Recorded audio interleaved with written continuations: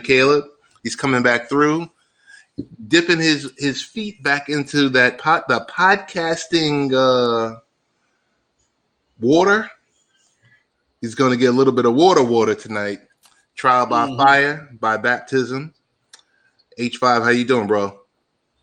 Oh, man, I'm blessed, brother. Sitting here putting my toes back in the water, checking the temperature, seeing if I want to get back in this pool again or not, As I was telling you in pre-pro, you were the dude who was inspiring a lot of us way back when.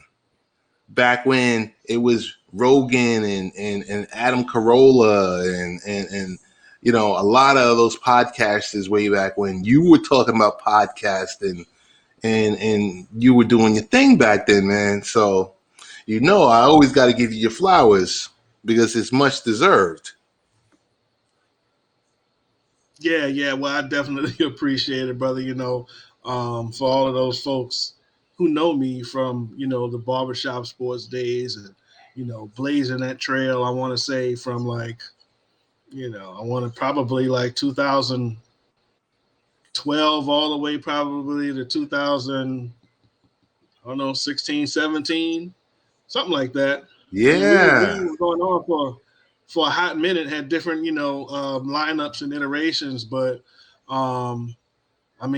starting from a little snowball mic when really, yes. The only big major podcasters was like Mark Maron and, cats from NPR and stuff like that. And now you look fast forward and everybody and their mama got a podcast. So everybody got a podcast. I appreciate all those folks.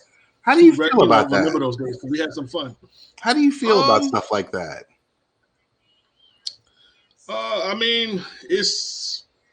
guess it's just a sign of the times, going back to those days though, kind of let me know that what we were doing was, I guess, cutting edge in a way, especially from the sports and pop culture perspective, because now you see more of that,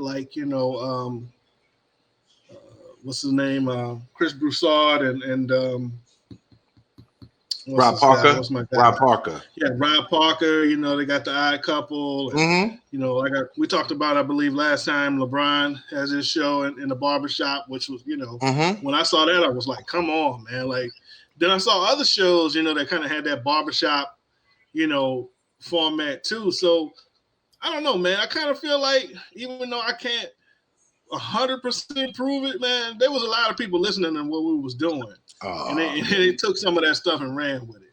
Of course. It was that rough, rugged, and raw type appeal to it that you would get if you was getting a cut or you was just out there, kicking it wherever you would go to hang out, whether you go to the pub or anything like that. There was that feel to it. So definitely big ups to you. A lot, as I was saying in pre-pro, a lot of people that I've helped inspire to pick up the mic. I definitely give you a shout out about that. Big shout out to Tony D, who's in the building. What up, Tony? Yo, so it's multiple people. And I was telling you, one of my boys before we went live called me and I was like, yo, I mentioned your name and it rang out. So we'll get into a couple of these things before we start too deep. Just a little rapid fire. What's your thoughts on a couple of things? Tony D, I know you had a long day. I saw the random broadcast, and it was they was getting it was emotional, and it's showing your emotion is good. So big shout out to Chrissy Katz and the rest of the team from your random broadcast. So H, tell me this. Yeah. Who had a worst week or weekend? USA Basketball, which has lost 3 times in the last, 4 or 5 outings, 2 being exhibition games, and then to France on Saturday morning, or NBC's Peacock, Because the most things I see in the comments are, where the hell do I find Peacock? Yeah. You know, I know we was talking about this a little bit before the show, and my buddy, I was watching the Olympics over by his house this weekend, and he was struggling trying to find Olympics coverage, and he had Peacock. Um, so you know, I got a little taste of that myself in person. But I would have to say the men's basketball team has been the biggest. Just womp womp. Like my goodness, man. Like you know, they're losing an exhibition to Australia and Nigeria and now France. And I'm talking about, you know, even though they don't have LeBron, they don't have Kawhi, they do have KD. They got Dame Lillard. I mean, they got some heavy hitters on that squad. I mean, it's just they just look discombobulated, man. It's really, you know, like I was watching Morning Joe a little bit before the show, and one of my favorite guys, this guy diplomat named Richard Haas, used it as an analogy for how the U.S.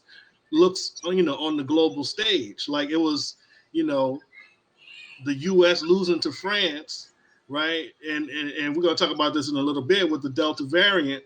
But France recently made some mandates that pretty much almost forcing people to get vaccinated. So basically, they're basically saying if you're not vaccinated, you can't go into a restaurant, you can't travel, and so like because of those decisions, you know, you're starting to see more people get vaccinated, obviously, because they want to live their regular life. And over here, it's just the Wild West, man, and you know, COVID going crazy. So like that was kind of like an interesting metaphor, you know, that France beat USA in its first official game, you know, in the Olympics. I don't know, it's man. I saw real quick on that one more thing. Slovenia, that's another country that's like, with Luka Doncic, my goodness, I'm scared for the USA to play that team. So I would definitely have to say USA basketball was the biggest flop coming out the gate. Yeah, it's big shout out to Michael Bathurst, who does the morning show on Haps. He does it up big too. Has, I mean, all different types of guests. I've had the pleasure of joining his show on several occasions. I would say many occasions, and there's always something going on. A little bit of music, a lot of music, a little bit of chat. It's like a full blown AM show that you would check on your legacy dial. So I think the rest of the world, when it comes to USA basketball, and the fact of the last two seasons with the NBA being the two seasons dealing with COVID is one thing, but the amount of rest time in between seasons, the extended playoffs, it not only is taking a toll, but most of the stars tapped out. So they tapped out. And then on top of it, sorry, I love Kevin Durant. Big fan of him. His wonderful scorer. When it comes to leadership, a leader of men, he is not. He is not. A lot to be desired. I mean, you could just, I don't know, not to cut you off, but did you see that little clip where him and Bam Adebayo got into it over who was supposed to be shooting the basketball? I'm like, really? Yeah. Big shout out to Retta. Retta, thank you for coming through. What up, Retta? Retta does a lot of great things. He's in your town in Florida, but I think Retta might be more Miami than Tampa. No, Retta, you in Tampa or you in Miami? I think Retta's in Tampa. I know you're in O-Town.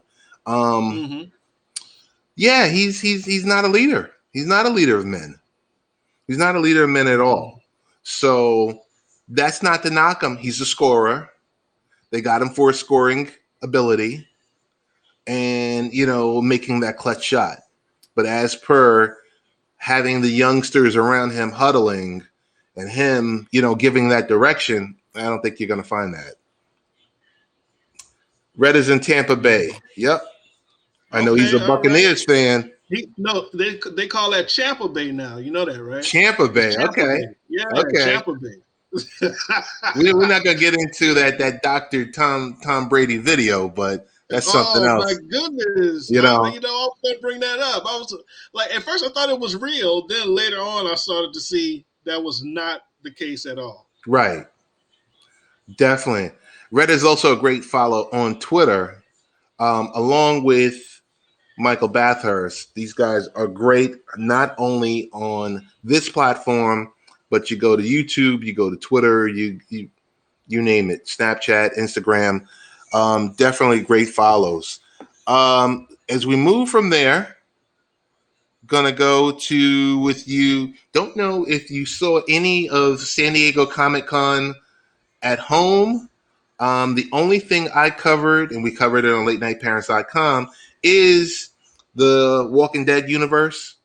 So we got a blog post out there discussing, the Walking Dead World Beyond, Fear the Walking Dead, and the Mothership Show on a blog post that we made available yesterday. So I'll definitely include it. He said, too kind. You're a man. You're an ambassador here on Haps. Keep rocking. And we follow after you, Retta. So thank you for the shout out. So let's get into it. H, we got through some of the other stuff that we wanted to get. Oh, let's talk real quickly about Aaron Rodgers getting the bag. All that yapping back and forth has. Tell me about it. Was this all for money? Was this all for that loyalty contract, that final deal, the $30 million signing bonus? It's a 4-year, $72 million deal, 30 straight up for this season.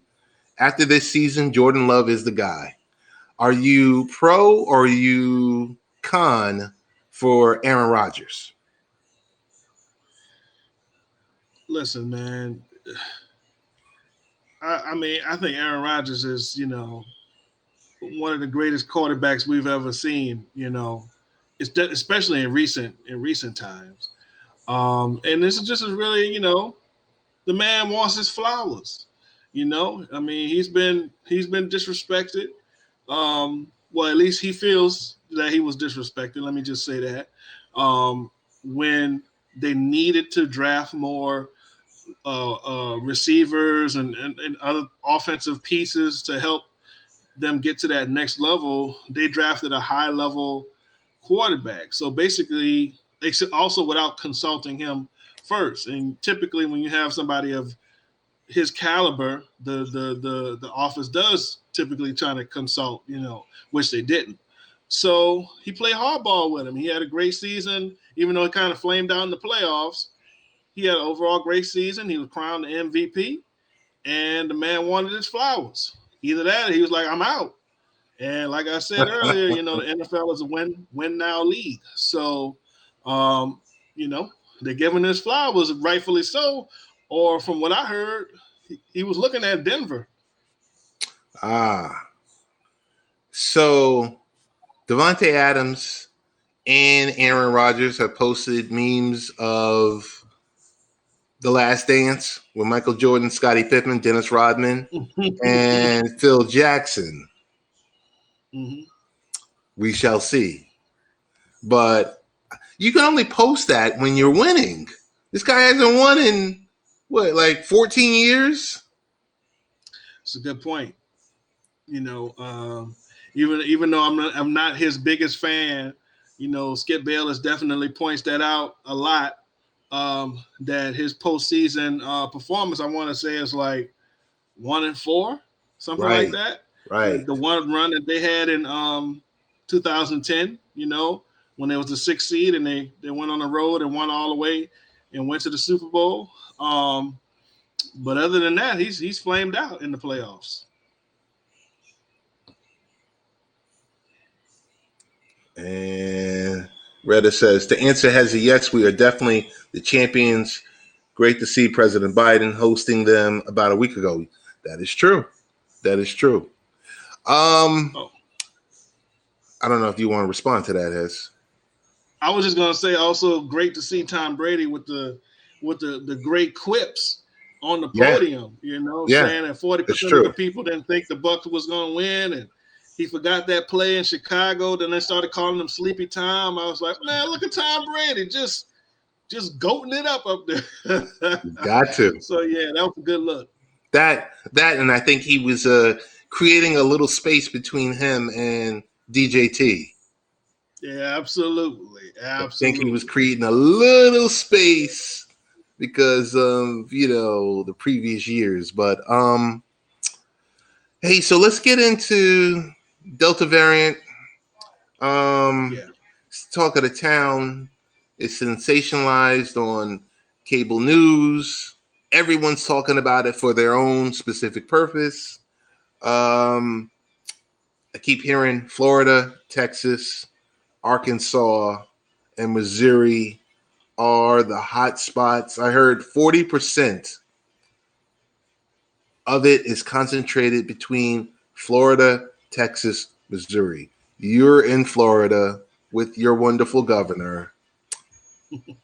How are you doing down there? I'm staying safe, brother. For me, because I am vaccinated. I mean, I do mask up in certain places and stuff like that. So I'm hanging in there. But what's disturbing is Florida, of those states that you mentioned, my state that I'm living in is leading the country in new cases. And not only that, a lot of what we're hearing from doctors and hospitals in the state is just a lot of young people. Before, when the pandemic started last year and folks were getting, you know, tragically ill, it was a lot of older folks. And Right. with this Delta variant, you're seeing younger folks get to those same stages. And I read another article on it was from an Alabama doctor that I saw on Twitter, and it was very tragic. Where, she said she's with some of these patients at the end or close to the end, and they're asking for the vaccine, and she's like, it's too late. So, very, very, very sad news. It's also unfortunate that we're spiking now. It kind of makes me worried about what it's going to look like in the fall. But yes, it's a very precarious time, my brother. Yeah, it definitely is. I don't know. I mean, there's blame to go around everywhere. As when we were having this conversation 6 months ago, roughly about 6 months ago, the young folks, the millennials and zillennials, Generation Z, were like, "Hey, we got nothing to worry about. We're fine." And fast forward 6 months later, and that's not the case as this thing is continued morphing. Um, I'm sorry. Um, the CDC hasn't helped us with the messaging. They could have been a little bit clearer, or hey, I know we have to, we got to open up, we got to do this, we got to do, and that's important. And it's important to get the businesses going and to get the economy going. But the CDC has not helped us. These cable news channels have not helped us. Common sense, there seems to be like a lack of it. I'm going to tell you, I was in Home Depot last week. So I walk in there with a mask. I go to get the Torx G-bit for a drill, and the salesperson didn't have a mask on. So I asked him. I said, "I'm not trying to give you a hard way to go, son, but should you have a mask on, yes or no? Because right now is granular. Depending on the store you go in, hey, you don't have to wear a mask. Hey, you do have to wear a mask. It's confusing. And now you look at California. Take a second. I was having a conversation today. You look at California, which did not remove its mask restriction. And remember how hot California was? They're Mm-hmm. 10% their numbers are 10% better than everywhere else. So, I don't know. I mean, it really, and this is, also we got this lesson last year and getting another reminder of it this year. In I was about to say physics, but it's actually civics is what I want to say. Right. And it really is coming down to who your governor is. Yes. Right. Sad. And it shouldn't come to that, because it should be being led by the federal government. Because listen, man, they've turned this into a political football. It's an S show. And everybody's trying to score. It's an S show is what it is. And right. And so you, between social media, the mixed messages, like you mentioned, of the CDC, the White House, kind of, trying to push the honor system. And it's like, come on, man, like the honor system, what world do you live in? It doesn't work. Doesn't work. Right. And so they're going to, this is actually something they talked about on Morning Joy as well. Like, somebody's going to have to take a hardline stance, and it's going to have to come from the federal level. Yes. Because that's the only way, Ted, that we're going to come up out of this safely. Because if we're leaving it up to, like, for instance, the governor of Missouri saying one thing, the governor of Florida saying another thing, the governor of California, and it's going to get to the point where it's just going to be, it's already chaos, but it's going to be, chaos multiplied. Because here's the thing, Florida might be leading the country right now, but guess what? They just had a big concert in Miami called Rolling Loud. Yeah, Rolling Loud, yeah. You saw oceans of people, no masks, all on top of each other. And guess what? All those people don't live in Florida. So guess what? They're going on somebody's planes, yes, and they're flying to whatever state they live in the country. And if they have that virus with them, they're spreading it. You're right. You're right. You're definitely right about that. Why do we feel like we've seen this show before? Is it because we have? Yeah. Absolutely. I mean, we it's a reboot of 2020, man. We were starting to come out the woods. I think, to your point about the CDC, one of the things that I disagreed with was they jumped the gun on the masks. Yeah. The communication on whether or not you should wear the mask. I think they should have erred on the side of caution with that, and they didn't. Oh, I agree with you. Because, like I said, 1 week, if both of you are vaccinated, 1 week, physically, if you and I were in the same physical space and we were both vaccinated, then we didn't need a mask. Then 2 weeks later, we know what we said, but yeah, you should put the mask back on. Fast forward another week, yeah, you don't need a mask when you're outside.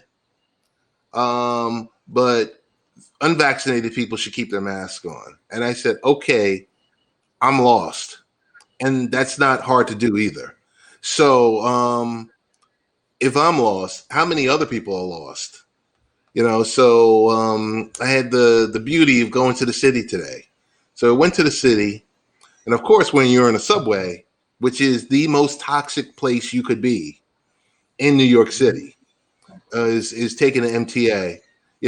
Once everyone gets above ground, everyone's taking their mask off. Lo and behold, it's like 91, 92 degrees down below in the subway station. So you're sweating, you can't breathe, you get above ground, you're taking your mask off, and you're like, oh, okay, I believe I feel better. It's just really, really crazy. I went to a restaurant, a great restaurant, by the water in Freeport. And my wife and I, we walked into the restaurant, and as we were entering the restaurant, we were putting our mask on. And the owner of the restaurant said, no, you don't have to put your mask on. And I'm sitting there saying to myself, as we're being seated, I'm like, that's the problem right there in a nutshell. You got a string of restaurants, about 20 restaurants, and everyone has their own different definition of masking and unmasking and what you can do, what you should do. And it kind of just bubbles back up to the feds need to come in and, I'm sorry to say, just mandate what to do. Nobody wants to hear it, but that way you don't have 50 different plans. And that way we don't have what we had last summer. I mean, listen, this isn't the first time we've done this. Hello, have you heard of the polio vaccine? Right. Anybody who's been to elementary school over the last 40 to 50 years, you couldn't go to school without vaccine card. Right. So this is not new. No, right? It's not. I don't know why people are acting like this is something new. Right? Listen. Like we've never done this before. Like most of the people in the United States have vaccines for mumps, measles, tetanus shot. Measles, mumps, and rubella. Yeah. So it's like I don't know. I don't understand, and it's so dangerous. This misinformation that's being allowed to flow on areas like Facebook and Twitter and YouTube. And what we found is a lot of the stuff, not what we found, but what a lot of the government agencies have found is a lot of the stuff is coming from Russia. Yeah. And they're making these videos, and making it seem like it's, everyday American people when it's actually, government agents from Russia making these videos. And I'm not trying to go too far into the conspiracy theory stuff, but this is the type of stuff that's driving this craziness, this madness. Right. And to put the button on it, if you do not have that leadership coming from the feds like we're talking about right now, you are not going to get that kind of order that you're looking for. And I think, Ted, they're afraid of the backlash, the culture war. Of course. But I think this is one of those things where they're going to have to take it on the chin and save lives as opposed to having somebody say, I like you. You know what I mean? Hey, before we move to the next topic, that misinformation, those campaigns are also coming from inside the United States. That's true too. Yeah, they're coming, and these people are profiting from it, and it's really sad because we've watched the last 18 months everything be politicized. Granted, yes, you should check with your doctor. Granted, if there's any medical issues that you have, you should check with your doctor before you go and do this or anything like that. But it's, we're at the point now. What are you seeing day by day? Local states, these states are mandating that the local agencies and employees and hospital workers and all the above get fully vaccinated or submit a negative COVID test every week, every 7 days. That's the new norm. And we're going to see that swing through the states, little by little. We've seen it in New York today. They made the announcement. California made it. Virginia made it. And a few other states are going to make it. Let's quickly move to topic we talked about last week. We talked about Maria Taylor stepping out of ESPN and that conundrum that she was in with Rachel Nichols. 2 days later, 2 days can you say boss move? 2 days after the NBA finals, she pops up on the Olympics. I mean, I don't know her personally. I've never spoken with her. I've seen her on TV, but there was such a good feeling because to me, that was a boss move. You knew all along what you were going to do. You knew the place was too toxic for you to return. My question for you, and we could do a deep dive on this, but one of my questions for you is, who do you blame more, Rachel Nichols, or do you blame toxic ESPN management for that situation with everyone? I'm gonna have to go with the latter, man. I think that Rachel Nichols was just a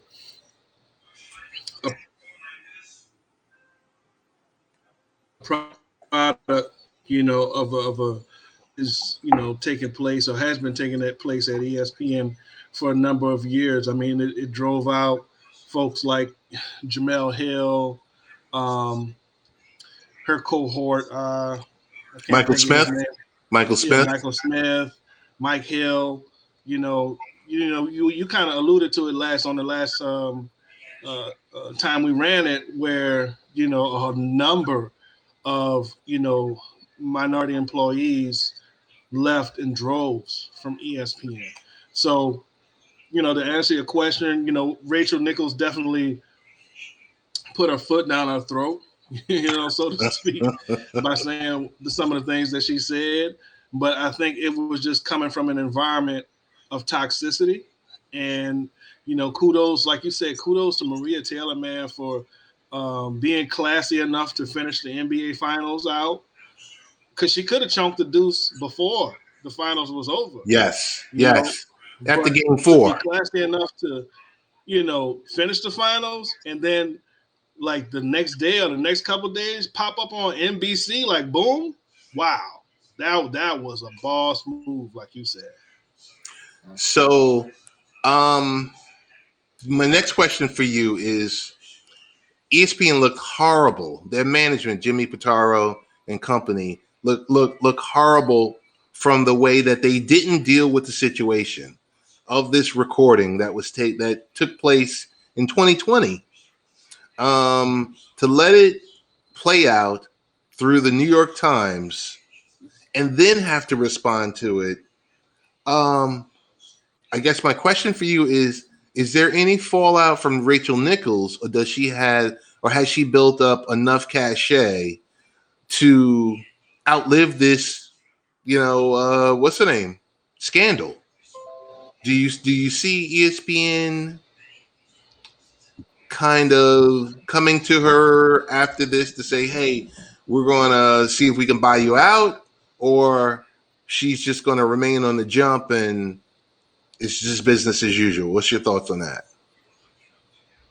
Yeah, I think it's business as usual because one, she is one of their top tier personalities, and two, you got a lot of folks, a lot of brothers who came to her defense after that, from Steven Jackson to Kendrick Perkins and some other folks.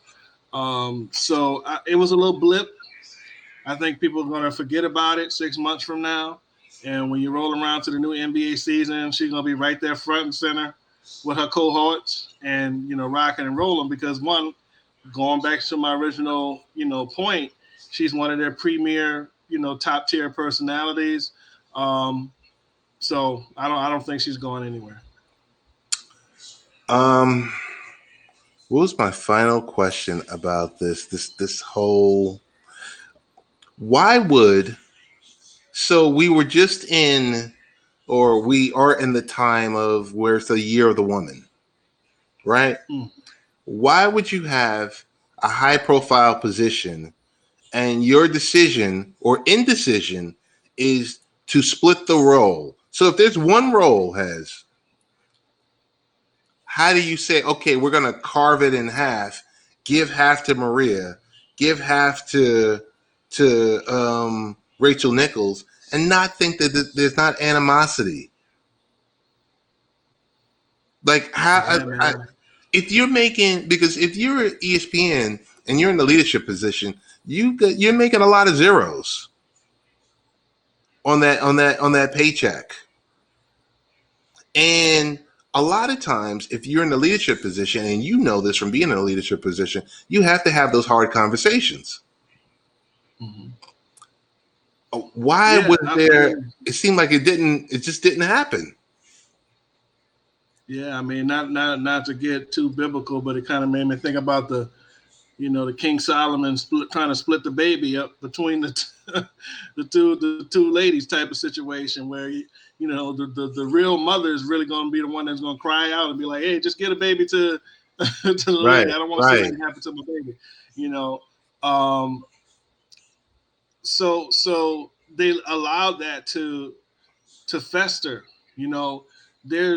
There's enough for all in that pie there. What's really kind of stood out to me is how much they're throwing at Stephen A. Smith, right? Because he just drove another Brinks truck up to the yes, he to did. the bank.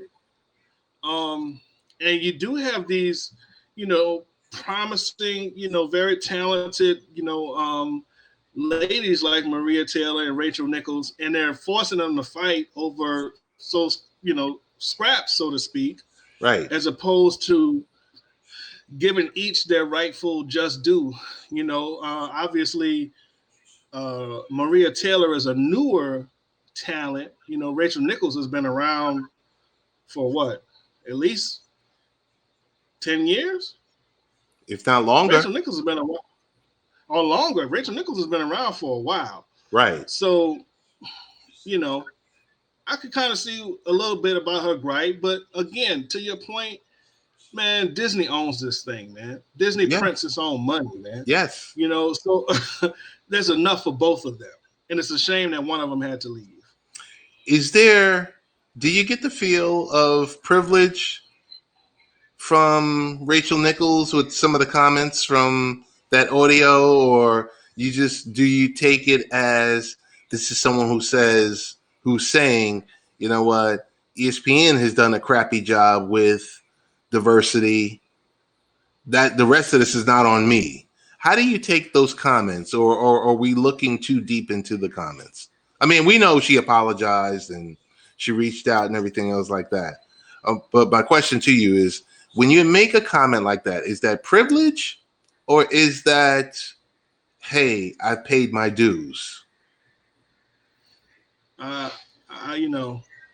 think it's both, honestly, because one, she has paid her dues, but at the same time, the comment implies that Maria Taylor was, put on a pedestal because she was Black, right? Not because she was talented enough to be where she was.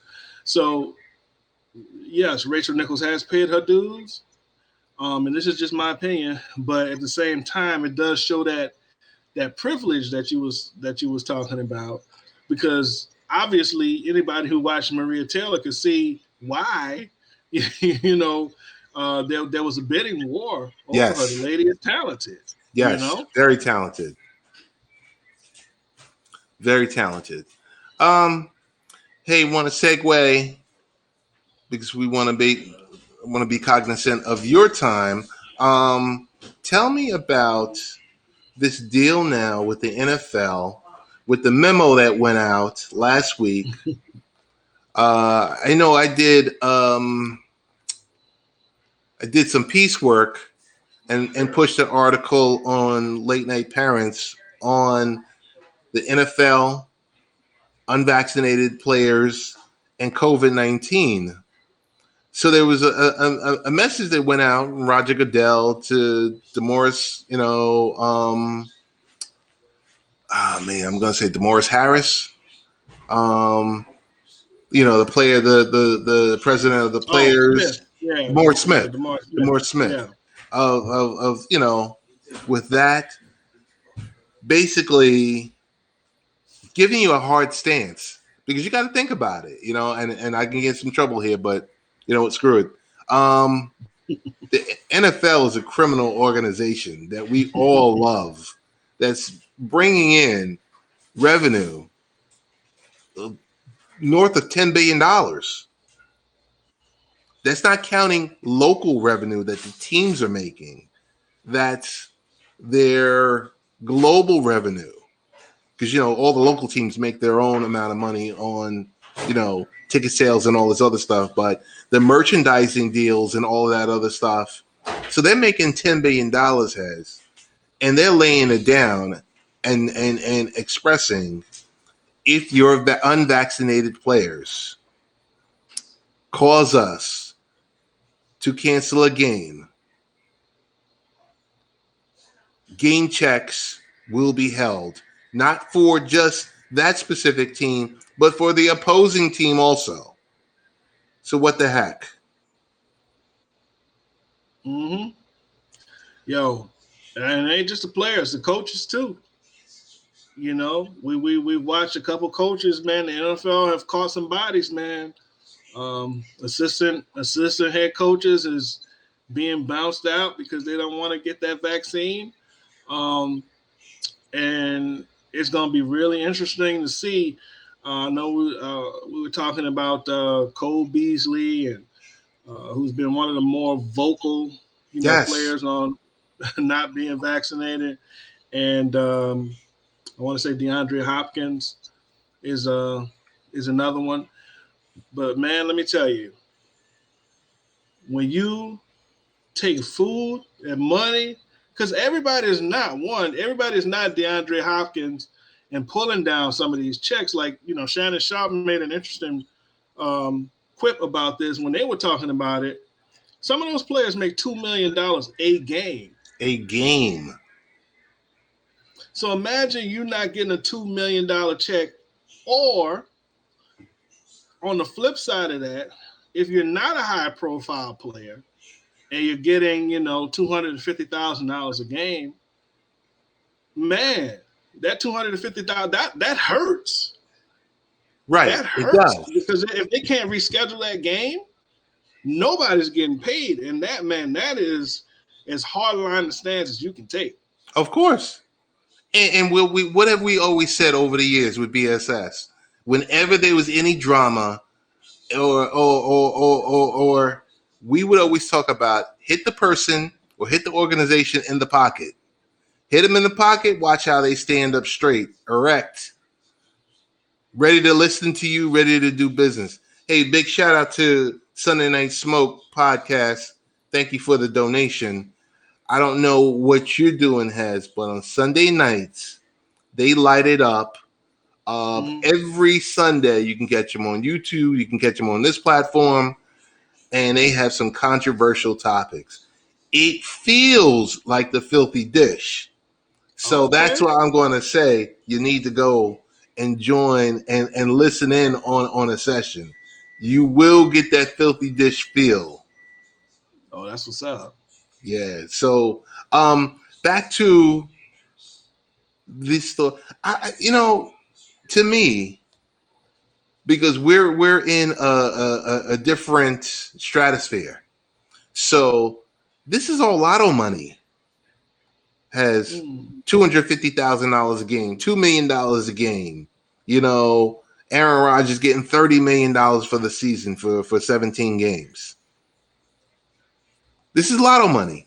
So but just imagine if you break it down to regular life, right? If the company said that if somebody in the office where you work gets sick and spread COVID where they have to shut down operations, nobody's getting paid during that pay period. Right. Could you imagine that? Oh, yeah. Because at that point, you're going to be looking around. Heavenly Dew, how you doing? Thank you for stopping through. At that point, you're going to be looking around. You're going to say, okay, I know you because you're a leader. You're going to say, okay, I want to see everyone's vaccination cards. But it's going to be some furniture moving, boy. There's going to be some furniture moving. You're going to have them lined up outside your office. I need to see that vax card because I want to know what's going on. I don't know about you, but Heavenly Dew does the greatest outdoor live streams that we've seen. Oh yeah. You got to see her. You got to see what she does, the platform. You can follow her on this platform, or you can follow her on YouTube. Make sure you follow her Instagram, all the above. She's a great follow and a good person. And no, I wasn't paid to say that either, but that's my little sis. So with that, they've got some issues. They're laying it down. The NFL is, like I said, the NFL is king for many reasons. They're gangsters. They're gangsters. I mean, honestly, I had this thought at the beginning of this discussion. The NFL is doing what the Fed should be doing right now. Yes, they are. You know why? Really think about it. They remind us of being like an oligarch. Heavenly Dude, thank you for the Appreciate Award. We definitely appreciate you and all that you do for this platform. They're like an oligarch, because when you have enough money to do, like, oligarchs people, that's Jeff Bezos, Elon Musk, Richard Branson, Bill Gates, the NFL, these are the type of people that are operating outside of a government, but with the pull and with the financial resources to move like how any other local or city or state government would move. But so the NFL is doing what the Fed should be doing. And I think we're going to see it as in the next few weeks. They're going to move a little bit differently, because this thing is serious. Because I could tell you this much. In New York, we're at 2.23% infection rate. At 3%, and if we go 7 days longer, that's when the lockdown starts. Okay? The NFL is generating $10 billion a year in revenue. Do you think they want to do anything? They're the only organization that can turn around and say, okay, Fox, you were paying us $1 billion a year. You're now going to pay us $2 billion a year with a new contract. And no one blinks. No. What's your thoughts? Because they know they can pick up their tent poles and go anywhere. What's your thoughts for fans of like players like Cole Beasley, and other players who have stepped out, to say, hey, here's how I feel about the vax and all this other stuff. Like, unfortunately, the youth looks towards athletes and celebrities and musicians and actors to be role models when they should be looking in their home, but that's a totally different conversation. But you got young fans that look up to him. And if he's spewing that nonsense, what's your take on that? I mean, if he keep going like he's going and he causes his team some kind of infraction, he gonna be at home with them.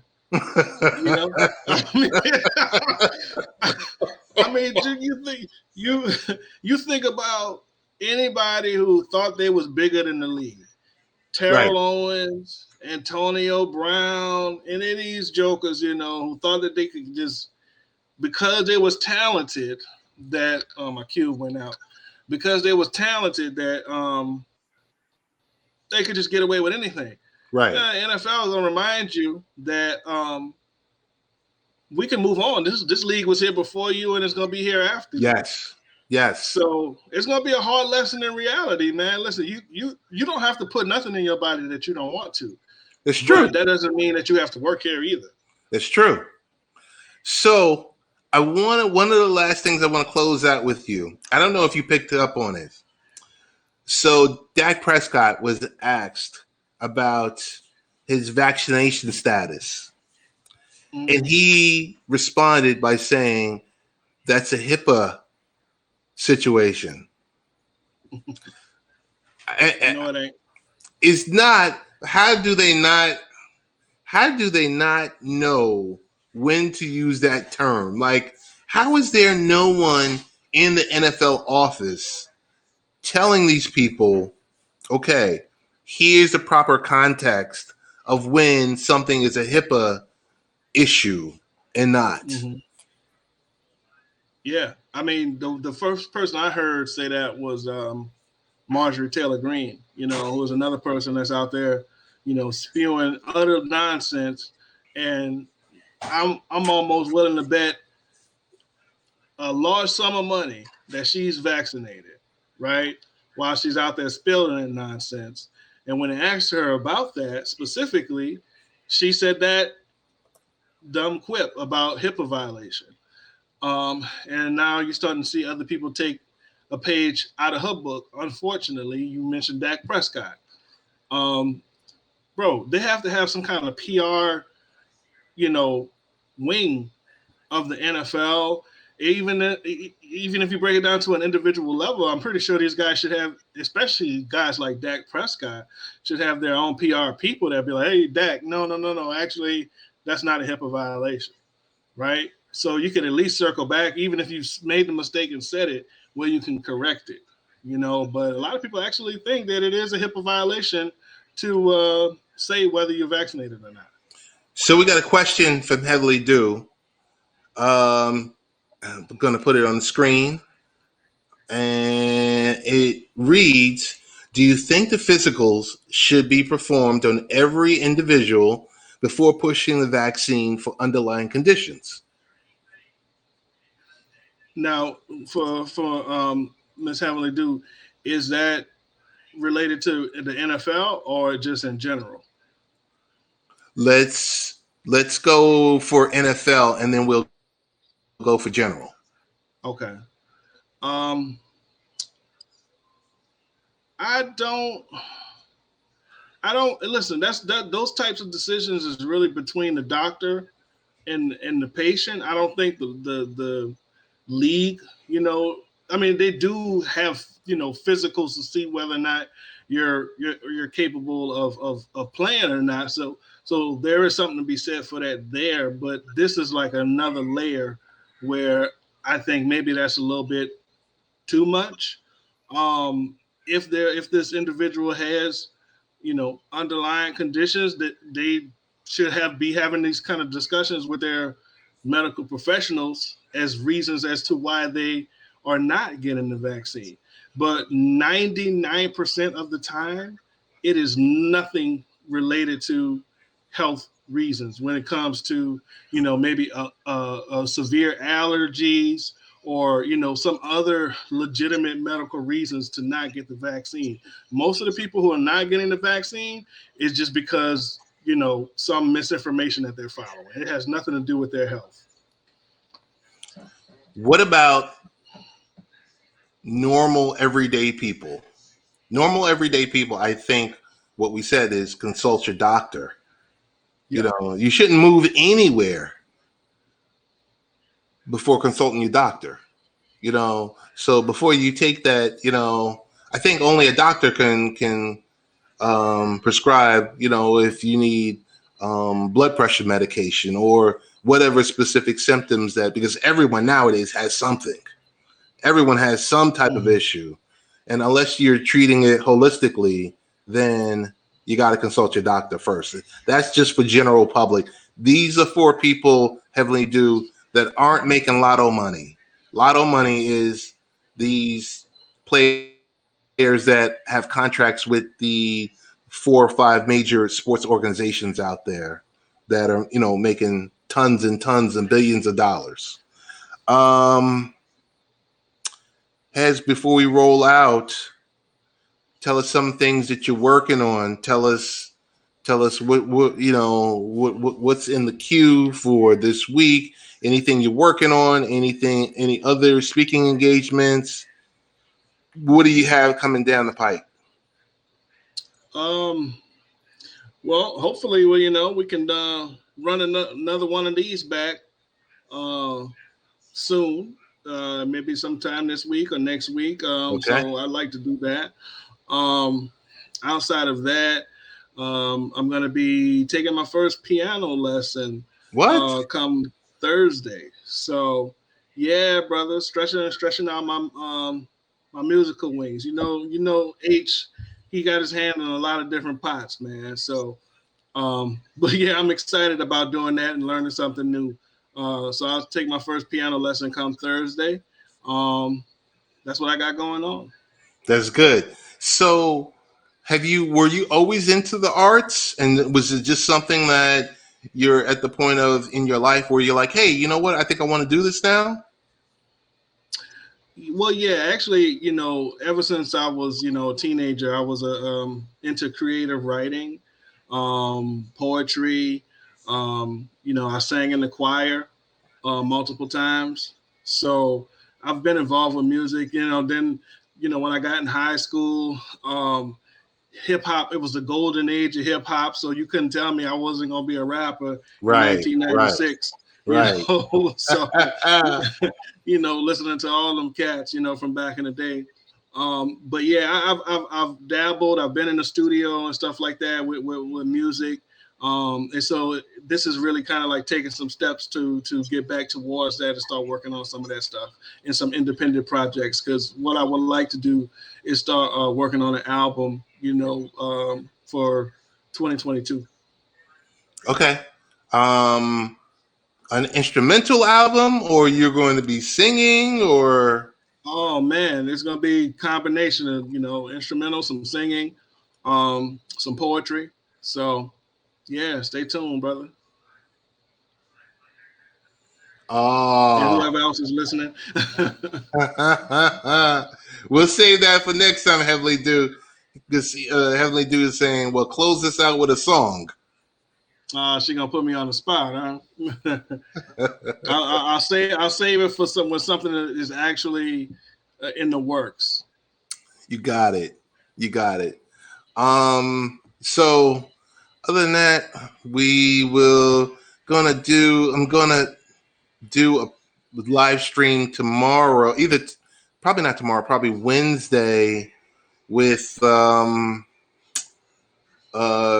my guy JoJo, Mr. B86, Okay. one of the Bronx finest. We're gonna talk, like, there's Bellator this week, there's UFC this week, and it's one of those rare occasions where they're going head to head. They both have their cards at the same time on Saturday. But I'm gonna go. I usually like to go in the opposite direction. We're gonna do a one championship live stream where we're going to talk about the business behind one championship, which is in Asia. We're going to talk about, okay, everyone talks about the sports out east. I want to talk about the sports out west. There's over 4 billion people in Asia. And they've, just like how Europe is with soccer, Asia is with MMA, Muay Thai, kickboxing. So we're going to talk a little bit about that. And I definitely do want to run it back with you. Either we go this week, we go next week, because like I said, I see you back in the game doing what you love to do, which was speaking on the MIC. So No doubt. Listen, man, you said UFC, and I was with my buddy this weekend. He was celebrating his 50th birthday, so we had a milestone birthday. You had to do it up. So we're at the cigar bar, and I'm watching Sandhagen versus Dillashaw. TJ. My brother, UFC Vegas 32. I had to look it up real quick because you reminded me of it. Yes. There is no way Corey Sandhagen lost that fight. I just had to say that on live while we. Yes. There is no way that TJ Dillashaw won that fight, brother. Corey Sandhagen wiped the floor with this man. So I was like, who is getting paid? Somebody got paid. Of course. Make that decision. It's big business. You're dealing with Dana White. But we will segue and close this out. Best ways to find you as? Oh man, you can find me on Twitter at my name, Hezi McCaleb.